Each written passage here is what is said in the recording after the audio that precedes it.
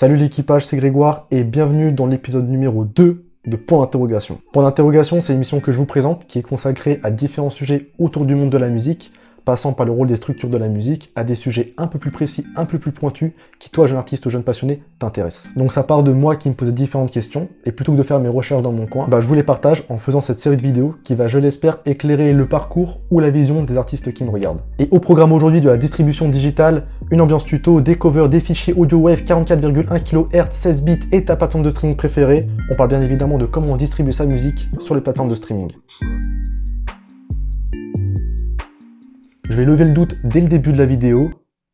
C'est relativement simple, c'est pas très compliqué, tu vas voir. Alors distribuer sa musique digitalement ou numériquement, comme tu veux, c'est possible de le faire de différentes façons. Lorsqu'on est signé en label, les labels ont un service intégré qui sert d'intermédiaire entre eux et les plateformes de streaming. Les labels s'occupent de préparer tout le nécessaire pour la distribution, donc les covers, les morceaux, les pitchs et les métadonnées, etc. Et une fois que tout ça c'est prêt, ils livrent tout à leur intermédiaire interne, qui, eux, transmettent ça aux DSP. Mais qu'est-ce que les DSP? Les DSP, ou Digital Service Provider, thème à l'accent, c'est le nom utilisé pour parler des plateformes de streaming, en fait. Donc voilà, je vous passe ça, c'est gratuit, comme ça, on a un peu de vocabulaire, on peut se la péter vite fait. Et si on n'est pas signé en label, c'est possible de distribuer sa musique sur chaque DSP une à une, mais elles permettent pas toutes de le faire. Certaines demandent de passer par un agrégateur. En plus, elles n'ont pas toutes les mêmes normes, enfin bref, c'est super long, on va faire autre chose. On va donc se pencher sur une autre option, celle utilisée par les artistes indépendants, qui est celle des distributeurs agrégateurs qui nous facilitent les choses. Le processus est bien plus simple, vous allez voir, on va en parler tout de suite. Alors, un distributeur agrégateur, c'est quoi? Alors, je vais citer Jérémy Varango de JTV Digital, car je trouve sa définition assez claire et assez juste. Un distributeur numérique ou agrégateur de musique, dans le cas qui me concerne, permet aux artistes, labels et tout fournisseur de contenu de mettre en ligne leur catalogue, donc albums, singles, sonneries et vidéos, sur les sites de téléchargement légal ou de streaming légal, tels que iTunes, Deezer, Amazon, Spotify, Apple Music et tant d'autres, en contrepartie d'un coût financier. Dans cette vidéo, on va plus parler d'agrégateurs que de distributeurs, la différence étant le modèle de rémunération du site, dans le sens où les distributeurs se rémunèrent généralement avec les streams engendrés par les morceaux de leur catalogue, tandis que l'agrégateur tiendra sa rémunération des abonnements qu'il propose pour la mise en ligne de vos morceaux. Les forfaits étant soit des abonnements annuels ou mensuels, ou le paiement au comptant pour la mise en ligne de vos projets, donc EP ou albums, ou de vos singles. Concrètement, qu'est-ce que fait ton agrégateur? Il va te permettre, grâce à son site internet, de distribuer ta musique sur les plateformes de streaming ou sur les sites de téléchargement, avec ton nom d'artiste, le nom de ton label si tu en possèdes un, tes propres pochettes d'albums ou de singles, les métadonnées de chaque morceau, la date à laquelle tu veux sortir tes morceaux. Il te donne aussi accès aux statistiques de ces morceaux-là. Il te crée aussi des codes d'identification pour tes morceaux qu'on appelle les ISRC. Et pour finir, il récupère et te reverse les revenus générés par les écoutes streaming de tes morceaux ou les achats digitaux. Du coup, c'est grave pratique pour les artistes. On se rend compte que les agrégateurs permettent de tout centraliser en un seul endroit, que ce soit les statistiques de toutes les DSP, donc de tous les morceaux sur chaque DSP sur lesquels ces morceaux ont été postés, ainsi que chaque revenu engendré sur chaque DSP. Donc il existe un tas d'agrégateurs avec un tas de services différents, mais pour pas que la vidéo dure 2 heures, je vais vous présenter rapidement le paysage des agrégateurs existants. Et dans la seconde partie de la vidéo, on publiera avec Linda son premier EP. Alors cette question, c'est pas moi qui vais y répondre, mais c'est toi. Donc voilà le tableau confectionné par mes soins. J'ai inscrit les éléments qui me semblaient le plus importants. Donc c'est vraiment une approche assez globale, mais c'est important que si tu hésites entre plusieurs agrégateurs, que tu te rendes directement sur leur site et que tu creuses pour être sûr de ton choix. Le tableau te permet juste d'avoir une vision globale sur ce qui existe et un premier avis sur ce que tu veux ou ce que tu veux pas. Alors je l'ai pas mentionné dans le tableau, mais tous les agrégateurs de la liste distribuent la musique sur une centaine, voire plus de DSP. Alors quand j'écris oui/non, ça signifie que l'agrégateur vous verse 100% de vos royalties, oui, mais moyennant un abonnement plus cher. Il est possible de souscrire un abonnement un peu moins cher, mais dans ce cas-là, l'agrégateur récupérera un pourcentage sur vos revenus. Un point également sur CD Baby, le site a l'air vraiment complet, il vous permet même de percevoir vos redevances, d'avoir des licences pour les films, la télé, les jeux vidéo, etc., mais à condition de prendre leur abonnement premium. Mais par contre, la distribution physique se fait sur le marché international, ce qui signifie que si vous prenez cette option, vos CD ne seront pas disponibles par exemple à la Fnac. Au niveau des tarifs, quand j'ajoutais un plus, c'est pour indiquer que le prix de l'offre, c'est le prix de l'offre premium, donc l'offre au-dessus à chaque fois. Alors, on voit dans le tableau que certains agrégateurs ont des partenariats avec des labels. Il est important de savoir que certains distributeurs ne s'arrêtent pas uniquement à la distribution de vos musiques, mais on a l'exemple avec TuneCore, qui appartient à Believe et qui ont ensemble un programme qui s'appelle Sign Up By, qui permet aux artistes de développer leurs projets grâce à Believe. Et maintenant, on va passer à la partie astuces avec 2-3 petites choses utiles à savoir. Que dis-je? Des choses primordiales qu'il faut savoir absolument. Tout d'abord, il faut que tu penses à préparer déjà tout ce que les DSP vont te demander. Donc ton morceau au format spécifique demandé par ton agrégateur, généralement c'est le Audio Wave 44,1 kHz 16 ou 24 bits, mais vérifie quand même sur le site de ton agrégateur. Ta pochette en minimum 3000 par 3000 pixels et tes métadonnées qui sont le nom des auteurs, des compositeurs, de toutes les personnes qui sont intervenues sur ton morceau, l'année, le genre, la langue du titre, le langage des paroles, le propriétaire de l'enregistrement et le code ISRC. J'en ai parlé tout à l'heure, qui est fourni par ton agrégateur si tu n'en as pas déjà. Et lorsque tu passeras au remplissage du formulaire, ne laisse aucune information de vide, remplis vraiment tout. C'est important de ne pas bâcler tes métadonnées, il faut vraiment être pointilleux là-dessus. Vérifie aussi que si tu utilises des boucles ou des samples, elles soient libres de droit, pour pas que tu aies de galère après sur les droits d'auteur. Et prépare aussi de quoi pitcher ton morceau, donc de quoi ça parle, quel genre de musique c'est, etc. C'est super important pour le playlisting. En parlant de playlist, c'est super important aussi de publier ces morceaux 3 semaines avant la date à laquelle ils doivent sortir sur les DSP. Tu peux même prendre plus large, 4 semaines voire un peu plus, pour être sûr de ne pas avoir de galère de dernière minute et que tout soit bon le jour J, quoi. Et pour finir, pensez aussi à créer des comptes artistes sur chaque DSP, comme ça vous aurez accès à des statistiques plus précises et vous pourrez aussi personnaliser vos pages en changeant la bannière et un tas de choses. Bon, parler c'est bien, mais agir c'est toujours mieux, donc on passe maintenant à la publication de l'EP de Linda, à savoir que nous tournons le 26 février pour poster le projet le 20 mars 2022. Donc si vous regardez cette vidéo le jour de sa sortie ou un peu après, le projet est déjà sorti sur les plateformes de streaming.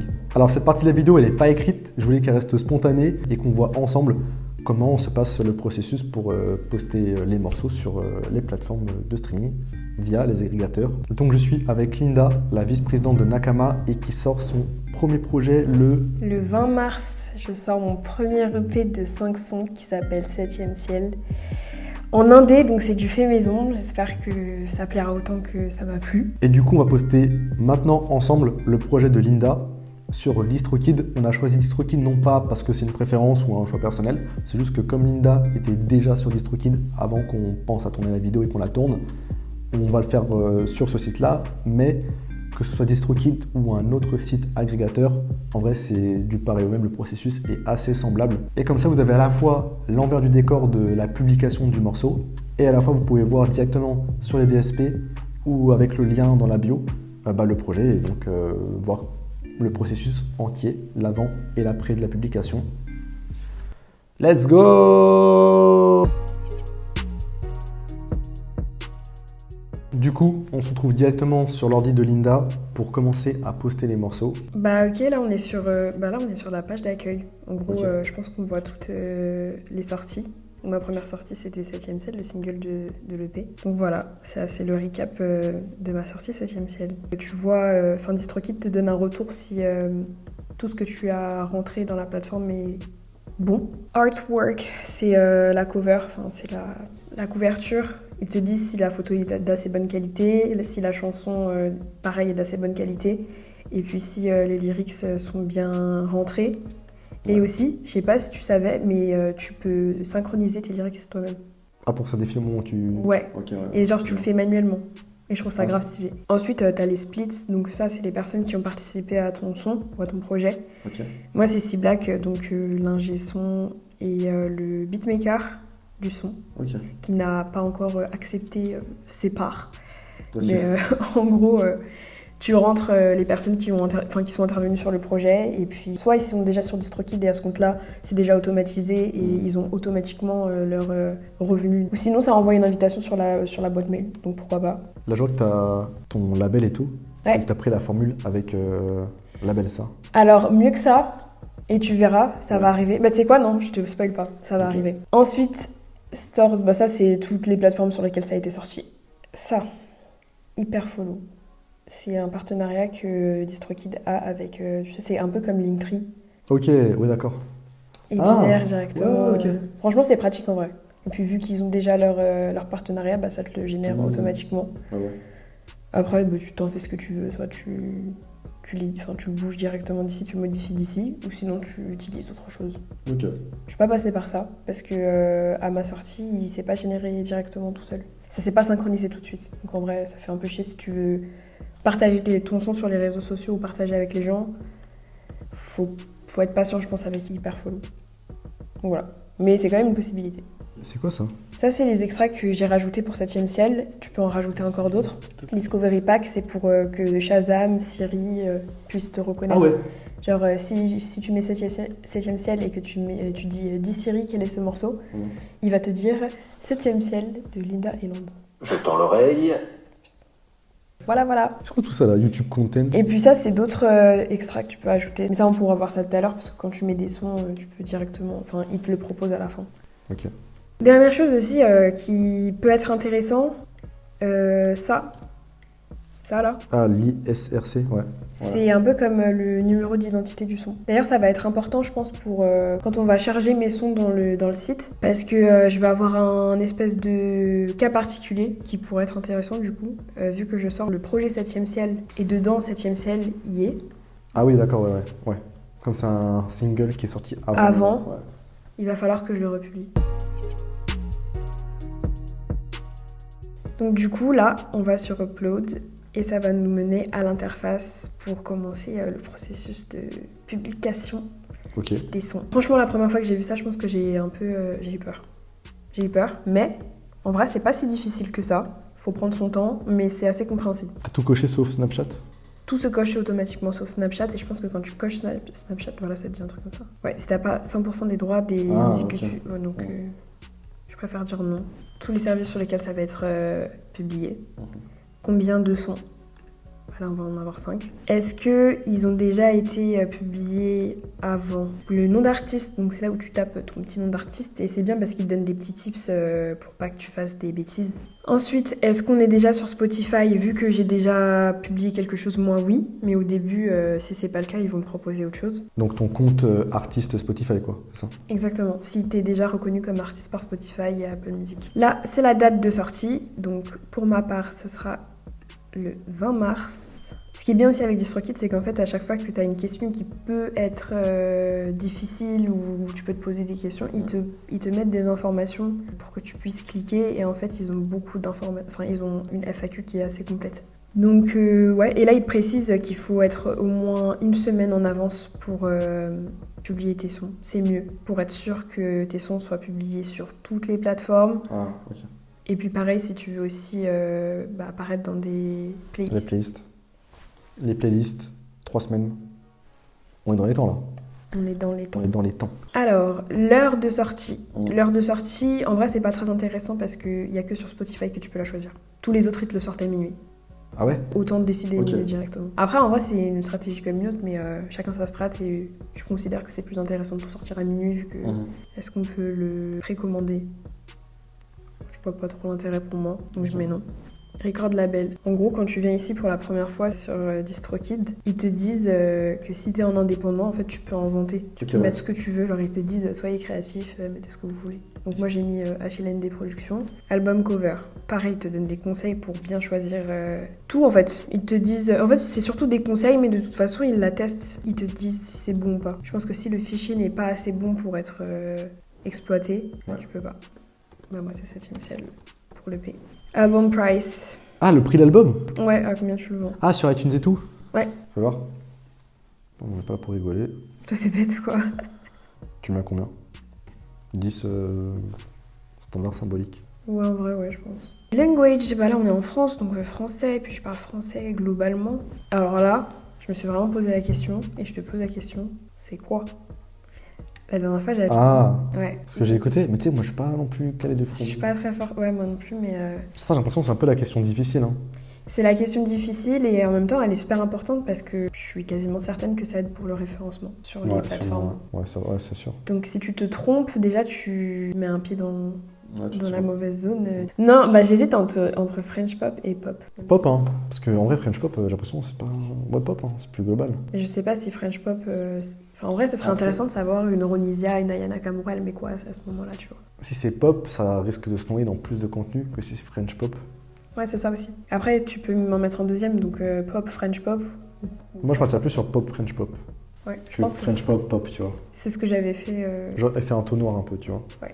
Let's go. Et là, on rentre dans le vif des sujets. Donc là, le titre, on va commencer par le début. Non. Si c'est un featuring, moi non. Si c'est une version radio, explicite, blablabla, pour le coup. Attends, faut perdre tout ça par morceau? Exactly. Oui, monsieur. Oui, oui, oui, oui. Le fichier audio, ne sois pas bête. Vamos. Dolby Atmos spatial audio, qu'est-ce que ça veut dire? En fait, je trouve ça archi simple en fait. Mais c'est simple. C'est juste qu'au début, je pense qu'on peut se foutre la pression en tant qu'artiste de se dire ouais, c'est l'étape cruciale et tout. Et au final, les agrégateurs, ils nous facilitent grave la vie. Parce qu'ils te posent les questions les plus simples, tu réponds aux questions les plus simples et après, eux, Enfin, en tout cas, pour le coup, DistroKid, ils accompagnent. T'es pas tout seul. Si t'as une question, tu peux aller sur leur FAQ, elle est vraiment complète. Arrête de leur faire de la pub. Je ne fais pas de la pub. Au début, je dis qu'on faisait pas de la pub. Ce n'est pas de la pub. Songwriter. I wrote this song or managed the songwriter. Donc c'est moi. Donc je laisse comme ça. Songwriter's real name. Là, il faut que tu mettes ta vraie identité. Ça, c'est mon beatmaker / producteur. Il a fait toutes les prods? Non, justement. Explicit lyrics. Est-ce que je dis des gros mots? Nope. Is this a radio edit? C'est clean. Il n'y a pas de gros mots, donc... Instrumental, je parle, je chante, donc non. Donc ensuite, preview clip, start time. Est-ce que tu laisses les plateformes décider quel est le meilleur moment de ta musique? Le moment le plus catchy. Catchy, celui que tu préfères en vrai. Donc soit tu le décides toi-même ou soit tu fais confiance aux plateformes. Je préfère décider moi-même, donc pour ce son, ce sera ça. Et... C'est quoi les différents prix? Ouais, il y en a moins. Ouais. Et je pense que j'avais laissé 99. Parce que c'est le classique, je pense. C'est le middle, ouais, c'est... Ok. Du coup, le processus qu'on a fait est le même pour tous les morceaux. La seule chose qui a changé, c'est la mention explicite pour Ivre, la 4e track, parce qu'il y a un gros mot dedans. Et le nom des beatmakers, qui sont au nombre de 3 beatmakers. Donc à part ça, le processus pour les 5 morceaux reste le même.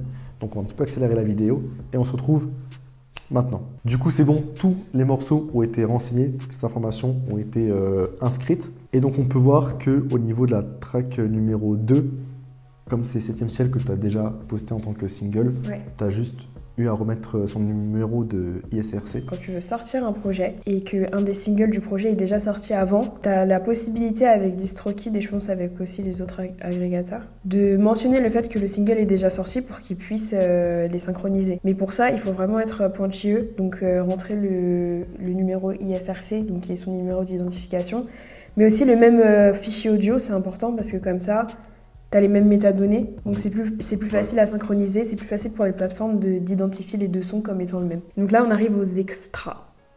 Alors il y a des extras qui sont plus intéressants que d'autres en fonction de la stratégie qu'on développe. Le premier, c'est Shazam, Siri. Si tu veux que les gens puissent scanner. Tu vas le cocher, ça? Bien sûr que oui. Ok. En plus, ça coûte... Ah ouais, non, c'est... Ah oui, j'avais oublié. $5 par année. Ça coûte $5 par an, ça fait chier. Du coup, le pack Shazam, Siri, etc. Important. Ensuite, pour qu'un jour ma musique soit utilisée dans un contenu sur YouTube, ça voudrait dire que j'ai percé. Or, j'y suis pas encore. Donc, j'ai pas envie de me dire que je vais dépenser 15 balles par an alors que je suis même pas sûre d'exploser, tu vois. Enfin, tu penses qu'à ton stade, c'est pas nécessaire? C'est pas nécessaire, ouais. Selon moi. J'ai pas encore l'audience qui me permet de craindre. Pour mes droits. Store Maximizer. Ça, quand une nouvelle plateforme se lance, DistroKid met automatiquement tes sons sur la plateforme. J'ai envie de dire, tant qu'il y a Spotify, Apple Music et YouTube Music, est-ce que j'ai vraiment besoin des nouvelles plateformes? Principal, je comprends. Social Phone Number. Ça, c'est plus intéressant, je pense, aux États-Unis pour les artistes aussi qui ont une communauté. Donc du coup, tu peux avoir un numéro de téléphone américain qui te permet de parler avec ta communauté. Ah ouais. Je n'ai pas de communauté, donc ça ne me sert à rien. Loudness Normalization, c'est pour ajuster le volume. Je sais pas si ça vous est déjà arrivé de mettre un son dans vos oreilles et vous vous dites c'est pas assez fort et t'aimerais augmenter mais tu peux pas plus l'augmenter. Bah ça c'est parce que ce travail n'a pas été fait. Ensuite, pour Tidal Master, ça je m'en fiche un peu. Enfin, c'est pas une plateforme sur laquelle... Et puis Live Legacy, ça c'est super important. Purée, ça coûte 50 balles. En fait, c'est un prix que tu vas payer une fois, qui fait que même si demain tu payes plus ton abonnement DistroKid, bah tes sons ils vont quand même rester sur les plateformes. Là où d'habitude, alors en fait normalement DistroKid ça fonctionne par abonnement. Ouais. Tu t'abonnes à l'année et chaque année tu payes ton abonnement. Tant que tu payes ton abonnement, tes sons sont sur les plateformes de streaming, mais le jour où tu arrêtes de payer ton abonnement, tu n'as plus de sons sur les plateformes. Un peu relou, et du coup ils te permettent de payer en plus la legacy, donc de payer une fois une charge qui te permet de garder tes sons sur les plateformes quoi qu'il arrive, même si tu arrêtes de payer l'abonnement. Ok. Voilà. Important checkbox, mandatory. Mandatory, ça veut dire quoi? Mandatory, ça veut dire que c'est obligatoire. Si tu coches pas les cases, tu peux pas publier tes sons. Ok. Donc là, ce qu'ils sont en train de dire sur la première ligne, c'est que, en gros, quand tu mets ton son sur YouTube Music, t'as une vidéo YouTube qui est créée automatiquement, mais pas avec ta chaîne YouTube. Et ça, c'est tant que t'as pas synchronisé ta chaîne YouTube avec ton nom d'artiste. Mais il y a d'autres étapes pour le faire. Donc en gros, à chaque fois que tu vas avoir une sortie d'album ou une sortie de single, DistroKid va te générer automatiquement une vidéo sur YouTube qui n'est pas sur ta chaîne YouTube.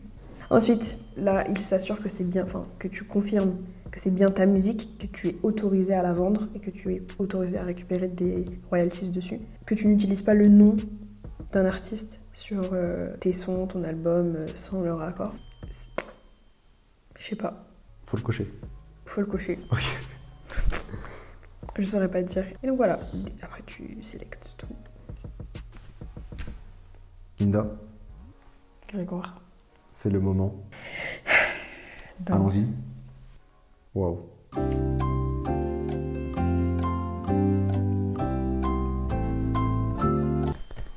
Et voilà, après un long moment quand même, le projet est enfin posté sur DistroKid. Yay! Donc ça, c'est l'interface quand t'as posté ton... Ouais, ça y est, il te félicite. Vous envoyez votre album à tous les magasins, à toutes les plateformes. Donc là, c'est bon, c'est fait quoi. Et voilà, le projet de Linda est enfin posté sur l'agrégateur DistroKid. Il ne t'appartient plus. Ah non, c'est vrai, il m'appartient. En partie. J'espère que vous avez appris beaucoup de choses. Non, putain. J'espère que cette partie vous aura été utile et intéressante et que vous allez en tirer un enseignement pour vos propres expériences. Et du coup, je tenais à te remercier. Merci Linda d'avoir pu partager avec nous la publication de ton premier projet. Avec plaisir. Et on va suivre tout ça de près de toute façon. Merci beaucoup. Je suis content, on l'a fait ensemble. On a vu comment ça se passait. Et pour toi, déjà, c'est aussi une étape importante. Ouais. Félicitations Linda et longue vie à 7e ciel. Non. Pau. Pau. L'équipage, c'est la fin de la vidéo. Pour finir, je tenais à dire que cette vidéo n'est pas faite pour que, une fois le visionnage fait, vous en sortiez avec une idée précise sur l'agrégateur sur lequel vous voulez vous lancer. Vous avez pu voir le processus avec Linda. De mon côté, j'ai fait un récapitulatif des informations les plus essentielles à mon goût, mais je suis pas vraiment entré dans le détail. Et donc c'est important que le tableau que je vous ai présenté reste une porte d'entrée pour que vous puissiez, vous, après creuser sur chaque site, sur chaque agrégateur, les informations qui entrent ou non dans votre intérêt et avoir le choix qui vous correspond au mieux finalement. Et le tableau que j'ai fait, il est aussi disponible en WeTransfer dans la description, comme ça vous pouvez le télécharger, il est à vous et vous êtes tranquille. Comme d'habitude, j'ai laissé toutes mes sources dans la description, allez vraiment jeter un coup d'œil, c'est vraiment super intéressant. J'ai fait un résumé de ce que j'ai vu, de ce qui m'intéressait, mais des articles vraiment très très intéressants, donc je vous invite à aller les lire. Je remercie aussi Linda qui m'a permis de filmer donc la publication de son premier projet. C'était une première, donc c'était assez important pour elle, mais on a quand même fait la vidéo, ça s'est bien passé, et donc voilà, je suis très content. Merci Linda, et longue vie 7e ciel. Comme la dernière fois, n'oubliez pas de vous abonner à l'ensemble de nos réseaux sociaux, c'est important pour ne rien rater des nouveaux concepts qu'on est en train de développer, ainsi qu'à la chaîne YouTube, donc pour pas rater les prochains épisodes de Point d'interrogation, les prochaines vidéos en général. Et donc là-dessus, je vous laisse. Salut.